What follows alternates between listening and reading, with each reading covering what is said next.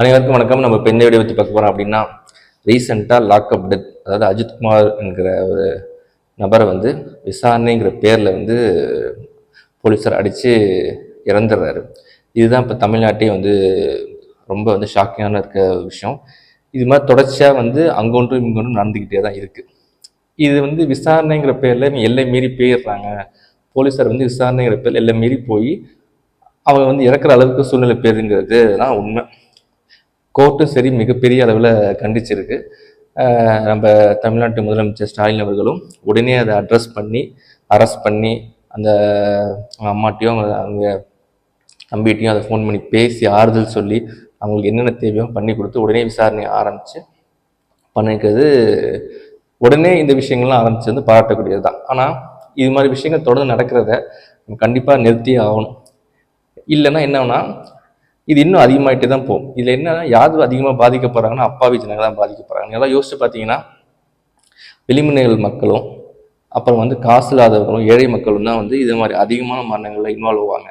நல்லா எந்த ஒரு பணக்காரனும் எந்த ஒரு உயர் பதிவில் இருக்கிறவங்களோட பசங்களோ பிள்ளைங்களோ இது மாதிரி விசாரணைக்கு இது மாதிரி என்னைக்காவது டெத்தாகி நீங்கள் பார்த்துருக்கீங்களா?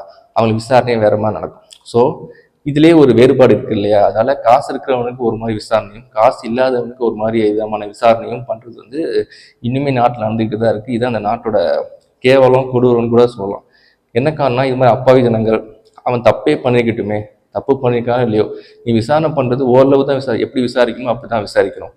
அது இந்தளவு எக்ஸ்ட்ரீமாக போய் சாகிற அளவுக்கு விசாரிக்கிறது அப்படிங்கிறது மிக மிக கண்டிக்கக்கூடியது. சில இடங்கள்ல லைட்டாக அடித்தாலோ சில இடங்கள்ல நம்ம மிரட்டினாலோ தான் உண்மையை சொல்லுவானா, அதை நான் ஒத்துக்கிறேன், இல்லைன்னு சொல்ல வரேன். பட் அதுக்குன்னு ஒரு எல்லை இருக்குது. அந்த எல்லை கோட்டை தாண்டி ரொம்ப எக்ஸ்ட்ரீமாக போய் துன்புறுத்துறப்ப தான் வந்து இறந்து போகிறதுக்குலாம் வாய்ப்பு வருது. அது மாதிரி போக வேணாம்.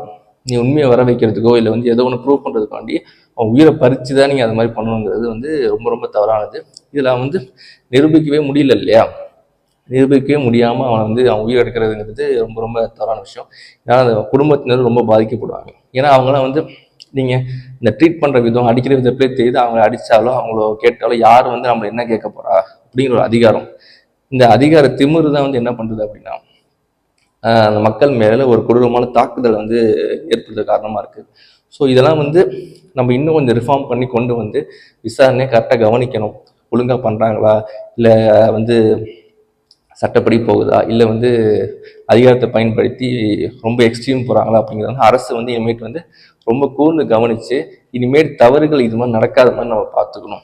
இது மாதிரி நடக்கிறது வந்து நம்ம நாட்டுக்கே ஒரு கேவலம்னு சொல்லலாம். ஏன்னா வெளிநாட்டுகளும் மற்றவங்களாம் இதை பற்றி கேட்குறப்போ என்ன நினைப்பாங்க, இவ்வளோ கேவலமாக ட்ரீட் பண்ணுவாங்க, இவ்வளோ கேவலமாக பண்ணுவாங்க மாதிரி நம்ம நாட்டு மேலே ஒரு அதிருப்தியும் அசிங்கம் தான் வரும். நம்ம வளர்ந்து வர சமூகமாக இருக்கிறப்போ இதெல்லாம் நம்ம இன்னும் ரிஃபார்ம் பண்ணி மாற்றி கொண்டு வந்து புரிதலுக்கு கொண்டு வந்து எப்படி விசாரிக்கணும், என்ன பண்ணணும், இது மாதிரி கொடூரமான தாக்குதல்லாம் பண்ணாமல் நம்ம வந்து ஒரு நல்ல சமூகமாக மாறி கொண்டு வரது தான் நல்லது. இன்னும் இதை குறைச்சி ஒரு நல்ல ஒரு தலைமுறை கொண்டு வரணும்.